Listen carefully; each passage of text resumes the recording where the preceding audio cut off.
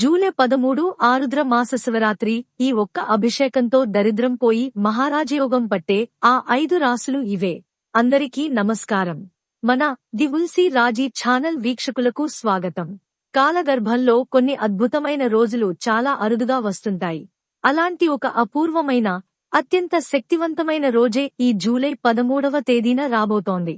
సాధారణంగా ప్రతి నెలా మనకు మాస శివరాత్రి వస్తూనే ఉంటుంది. ఆ రోజు మనం ఉపవాసాలు ఉండి శివాలయాలకు వెళ్లి అభిషేకాలు చేసుకుంటాం. కాని ఈ జూలై 13న వచ్చే మాస శివరాత్రికి ఒక మహా అద్భుతమైన విశిష్టత ఉంది.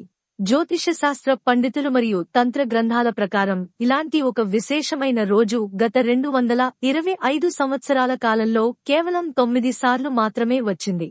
మళ్లీ భవిష్యత్తులో ఇలాంటి రోజు రావాలంటే 2053వ సంవత్సరం వరకు, ఆ తర్వాత 2070వ సంవత్సరం వరకు వేచి చూడాల్సిందే.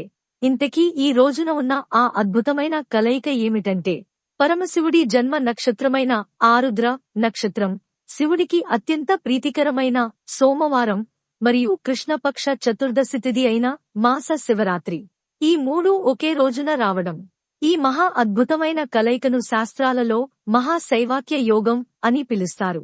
100 మహాశివరాత్రుల నాడు పూజ చేస్తే ఎంతటి పుణ్యఫలం, మహిమ దక్కుతుందో, ఈ ఒక్కరోజున చేసే శివారాధన వల్ల అంతటి అనంతమైన ఫలం దక్కుతుందని సాక్షాత్తు ఆ పరమశివుడే పార్వతీదేవికి వివరించినట్లు పురాణాలు చెబుతున్నాయి. ఇంతటి అపూర్వమైన రోజును మనమే మాత్రం వృధా చేసుకోకూడదు. ఎందుకంటే మళ్లీ ఇలాంటి రోజు వచ్చేసరికి మన పరిస్థితి ఎలా ఉంటుందో, మనం ఈ భూమి మీద ఉంటామో లేదో ఎవరికీ తెలియదు. నేటి సమాజంలో ప్రతి ఒక్కరూ ఎన్నో రకాల సమస్యలతో సతమతమవుతున్నారు. అనారోగ్య సమస్యలు, ఆర్థిక ఇబ్బందులు, కుటుంబంలో అశాంతి, పిల్లల చదువులు, వివాహాలు నిశ్చయం కాకపోవడం, శత్రు బాధలు, ఇలా చెప్పుకుంటూ పోతే ప్రతి ఇంట్లో ఏదో ఒక తీరని వ్యధ ఉంటూనే ఉంది. సమస్త సృష్టికి లయకారుడైన ఆ పరమశివుడి అనుగ్రహం ఉంటే జీవితంలో ఎదురయ్యే ఎలాంటి కష్టమైనా ఇట్టే తొలగిపోతుంది. శివాజ్ఞ లేనిదే చీమైనా కుట్టదు అంటారు. కాబట్టి ఆ భోళా శంకరుడి కరుణా కటాక్షాలు పొందడానికి ఈ జూలై 13వ తేదీన ప్రతి ఒక్కరూ ఖచ్చితంగా శివారాధనలో నిమగ్నం అవ్వాల్సిందే. అయితే ఈ ఆరాధన ఎలా చేయాలి, ఏమేమి నియమాలు పాటించాలి, ఏ వస్తువులు సమకూర్చుకోవాలి అనే విషయాలను ఇప్పుడు అత్యంత వివరంగా, ఎక్కడా ఎలాంటి సందేహాలకు తావు లేకుండా తెలుసుకుందాం. ఈ విధానాన్ని పాటించడం వల్ల మీ జాతకంలో ఉన్న ఎన్నో రకాల దోషాలు, కాలసర్ప దోషాలు, నవగ్రహ పీడలు తొలగిపోయి మీ జీవితం ఒక శిల్పి చెక్కిన అందమైన శిల్పంలా అద్భుతంగా తయారవుతుంది. ముందుగా ఈ విశేషమైన పూజకు ఒకరోజు ముందే, అంటే జూలై 12వ తేదీనే మనం కొన్ని ముఖ్యమైన వస్తువులను సిద్ధం చేసి పెట్టుకోవాలి. శివుడికి అత్యంత ప్రీతికరమైన మారేడు దళాలను ఒక 108 ఆకులను తెచ్చుకుని, ప్రతి ఆకును ఒక తడి బట్టతో శుభ్రంగా తుడుచుకుని పక్కన పెట్టుకోవాలి. అలాగే వినాయకుడి పూజ కోసం స్వచ్ఛమైన గరికను కూడా తీసుకురావాలి. అయితే గరికను ఇష్టానుసారంగా తుంచకుండా, చివరన 3 ఆకులు ఉండే గరిక పోచలను ఒక 11 తీసుకుని, వాటిని కూడా శుభ్రంగా కడిగి పెట్టుకోవాలి. ఆ తర్వాత ఒక చిన్న గిన్నెలో కుంకుమను నీటితో తడిపి, ఒక దానిమ్మ చెట్టు పుల్లను తీసుకుని, ఆ పుల్ల సహాయంతో మనం ముందుగా తెచ్చుకున్న 108 మారేడు దళాల మీద ఓం నమః శివాయ అనే పవిత్రమైన నామాన్ని రాయాలి. ఇలా అన్ని ఆకుల మీద రాసుకుని సిద్ధంగా ఉంచుకోవాలి. ఈ చిన్న ప్రయత్నం మీ పూజకు ఎంతో విశేషమైన శక్తిని జోడిస్తుంది. ఇక అసలు రోజైన జూలై 13వ తేదీ ఉదయాన్నే సూర్యోదయానికి ముందే నిద్రలేచి కాలకృత్యాలు తీర్చుకుని శుచిగా తలస్నానం చేయాలి. ఉదయిస్తున్న సూర్య భగవానుడికి నమస్కారం చేసుకుని సూర్యాష్టకాన్ని కనీసం 6 సార్లు పఠించాలి.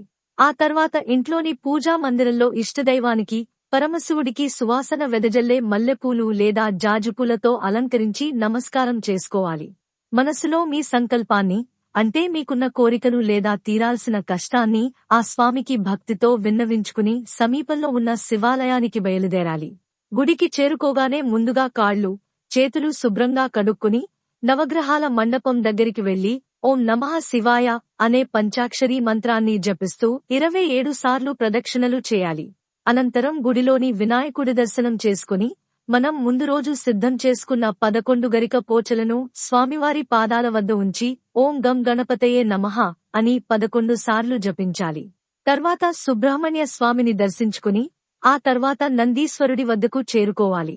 శివుడికి అత్యంత ఆప్తుడైన నందీశ్వరుడి చెవిలో మీ సంకల్పాన్ని, మీ మనసులోని బాధను చెప్పుకుని, నా తరపున ఈ కోరికను ఆ భోళా శంకరుడికి చేరవేయ్ తండ్రి అని వేడుకోవాలి. ఆ తర్వాత గర్భగుడిలో ఉన్న శివలింగానికి మనం స్వయంగా అభిషేకం చేసుకోవాలి. ఇక్కడ ఒక అత్యంత ముఖ్యమైన, విశేషమైన అభిషేక విధానం ఉంది. ఉదయం ఇంట్లో స్నానం చేసిన తర్వాత వంటగదిలో బియ్యాన్ని శుభ్రంగా కడిగి, అన్నం వండి, ఆ అన్నం ఉడుకుతున్నప్పుడు గంజిని వార్చాలి అంటే నీటిని వడకట్టాలి. కుక్కర్లో వండిన అన్నం దీనికి పనికిరాదు. అలా గంజి వార్చిన అన్నాన్ని ఒక శుభ్రమైన వస్త్రంలో వేసి కాసేపు ఆరబెడితే అందులోని వేడి తగ్గిపోతుంది. ఈ అన్నాన్ని శివాలయానికి తీసుకువెళ్లి పరమశివుడికి అర్చకులు లేదా మన చేతుల మీదుగా అభిషేకం చేయాలి. ఆరుద్ర నక్షత్రం రోజున ఇలా గంజి వార్చిన అన్నంతో శివుడికి అభిషేకం చేయడం అనేది వేములవాడ రాజరాజేశ్వర స్వామి ఆలయం లాంటి ప్రసిద్ధ పుణ్యక్షేత్రాలలో ఎప్పటినుంచో వస్తున్న అనేది ఆచారం. ఈ అన్నాభిషేకం పూర్తయిన తర్వాత మనం నామం రాసి పెట్టుకున్న మారేడు దళాలతో స్వామివారికి అష్టోత్తర శతనామావళి చదువుతూ అర్చన చేయాలి. ఎంతో ఇష్టంగా పండ్లను నైవేద్యంగా సమర్పించి మనసారా నమస్కరించుకోవాలి. ఈ అభిషేకం, అర్చన చేసేటప్పుడు మీకు ఎలాంటి మంత్రాలు రాకపోయినా ఇబ్బంది లేదు. కేవలం మనసులో ఓం నమః శివాయ అని స్మరించుకుంటే చాలు. ఆ స్వామి ఖచ్చితంగా కరుణిస్తాడు. ముఖ్యంగా జ్యోతిష్య శాస్త్ర నిపుణుల అంచనా ప్రకారం ఈ జూలై 13వ తేదీన వచ్చే ఆరుద్ర నక్షత్ర మహాశైవాక్య యోగంలో గంజివార్చిన అన్నంతో శివుడికి అభిషేకం చేయడం వల్ల ప్రధానంగా ఒక 5 రాశుల వారి తలరాత పూర్తిగా మారిపోయి మహారాజయోగం పట్టబోతోంది. ఆ అదృష్ట రాశులు ఏమిటంటే, మొదటిది మేష రాశి. ఈ రాశి వారికి ఎప్పటినుంచో వేధిస్తున్న ఆర్థిక ఇబ్బందులు పూర్తిగా తొలగిపోయి వ్యాపారంలో ఊహించని ధనలాభం కలుగుతుంది. రెండవది మిథున రాశి. వీరికి ఉద్యోగపరంగా అద్భుతమైన పురోగతి లభిస్తుంది. ఎంతో కాలంగా ఎదురుచూస్తున్న ప్రమోషన్లు లేదా నూతన ఉద్యోగ అవకాశాలు వెతుక్కుంటూ వస్తాయి. ఇక మూడవది సింహరాశి. ఈ రాశి వారికి శత్రు బాధలు, కోర్టు వ్యవహారాలు లేదా ఏవైనా భూ వివాదాలు ఉంటే అవి వెంటనే వారికి అనుకూలంగా పరిష్కారమే విజయం వరిస్తుంది. నాలుగవది వృశ్చిక రాశి. వీరికి కుటుంబంలో ఉన్న మనస్పర్ధలు తొలగిపోయి సుఖశాంతులు నెలకొంటాయి. అలాగే ఎప్పటినుంచో రావాల్సిన మొండి బకాయిలు చేతికి అందుతాయి. ఇక ఐదవది కుంభరాశి. వీరికి ఉన్న నవగ్రహ దోషాల ప్రభావం ఈ అన్నాభిషేకంతో పూర్తిగా పటాపంచలైపోయి నూతన గృహం లేదా ఆస్తులు కొనుగోలు చేసే అదృష్టం సిద్ధిస్తుంది. అయితే మిగతా రాశుల వారు నిరాశపడాల్సిన అవసరం ఏమాత్రం లేదు. ఈ అరుదైన మాస శివరాత్రి నాడు ఏ రాశి వారైనా సరే భక్తితో శివారాధన చేస్తే ఆ భోళా శంకరుడి ఆశీస్సులతో వారికి అప్లైశ్వర్యాలు ఖచ్చితంగా చేకూరుతాయి. ఇక ఆ రోజంతా ఉపవాసం ఉండటం అనేది ఈ మాస శివరాత్రిలో అత్యంత కీలకం. కఠిన ఉపవాసం ఉండగలిగిన వారు ఉదయం సూర్యోదయం నుండి మరుసటి రోజు ఉదయం సూర్యోదయం వరకు ఆహారం తీసుకోకుండా ఉండటం చాలా ఉత్తమం. ఒకవేళ ఆరోగ్య సమస్యలు ఉన్నవారు, అంతలా శ్రమ పడలేని వారు శరీరాన్ని కష్టపెట్టాల్సిన అవసరం లేదు. అలాంటివారు పండ్లు, పాలు లేదా అల్పాహారం తీసుకుంటూ ఉపవాస దీక్షను కొనసాగించవచ్చు. కనీసం సాయంత్రం సూర్యాస్తమయం వరకైనా ఆహారం తీసుకోకుండా ఉండి ఆ తర్వాత శివ దర్శనం చేసుకుని భోజనం చేయవచ్చు. సాయంత్రం ప్రదోషకాల సమయంలో మళ్లీ శివాలయానికి వెళ్లి స్వామివారిని దర్శించుకోవాలి.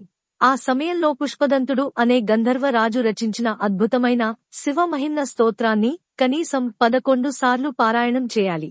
ఆ రాత్రంతా సాధారణ శివరాత్రికి చేసినట్లుగానే జాగరణ చేయాలి. అయితే జాగరణ అంటే ఏదో కాలక్షేపానికి టీవీలు చూడటం, సినిమాలు చూడటం కాదు. భక్తి శ్రద్ధలతో శివనామ స్మరణ చేస్తూ, భజనలు చేస్తూ లేదా ఆధ్యాత్మిక గ్రంథాలు చదువుకుంటూ రాత్రంతా గడపాలి.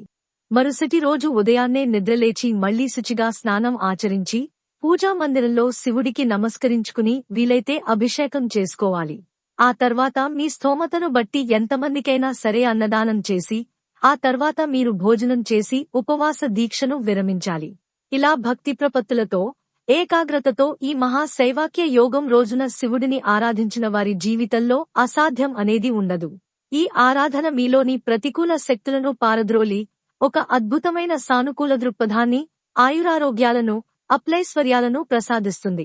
ఒకవేళ మీ వృత్తిపరమైన పనుల వల్ల, సమయాభావం వల్ల మీరు ఈ పూజను స్వయంగా చేసుకోలేకపోతే అరుణాచలం, శ్రీకాళహస్తి లాంటి మహా పుణ్యక్షేత్రాలలో ఎందరో పండితులు ఈ రోజున ప్రత్యేకంగా మృత్యుంజయ హోమాలు, కాలసర్ప దోష నివారణ పూజలు, రుద్రాభిషేకాలు నిర్వహిస్తుంటారు. అలాంటి కార్యక్రమాలలో మీ గోత్ర నామాలతో సంకల్పం చేయించుకున్నా కూడా అదే స్థాయి పుణ్యఫలం మీకు దక్కుతుంది. ఈ అద్భుతమైన రోజును ఎట్టి పరిస్థితుల్లోనూ వదులుకోకండి. మీ ఆత్మీయులకు కూడా ఈ విషయాన్ని తెలియజేయండి. మన ది వుల్సి రాజీ ఛానల్ ద్వారా ఇలాంటి ఎన్నో అద్భుతమైన ధార్మిక, పౌరాణిక రహస్యాలను మీరు ఎప్పటికప్పుడు తెలుసుకోవచ్చు. ఈ వీడియోలోని సమాచారం మీకు ఉపయోగపడిందని ఆశిస్తున్నాను. దయచేసి ఈ వీడియోకి ఒక లైక్ చేసి, శివానుగ్రహం అందరికీ దక్కేలా మీ బంధుమిత్రులకు తప్పకుండా షేర్ చేయండి. అలాగే ఈ అరుదైన మాస శివరాత్రి రోజున మీరు ఎలాంటి పూజ చేయబోతున్నారో లేదా భక్తితో ఓం నమః శివాయ అని కింద కామెంట్ సెక్షన్లో తెలియజేయండి. ఇలాంటి మరిన్ని వాస్తవిక, ధార్మిక మరియు మన సంప్రదాయాలకు సంబంధించిన ఆసక్తికరమైన విషయాల కోసం మన ది వుల్సి రాజీ ఛానల్ను వెంటనే సబ్స్క్రైబ్ చేసుకుని పక్కనే ఉన్న బెల్ ఐకాన్ను క్లిక్ చేయడం మాత్రం మర్చిపోకండి. ఓం నమః శివాయ. ధన్యవాదాలు.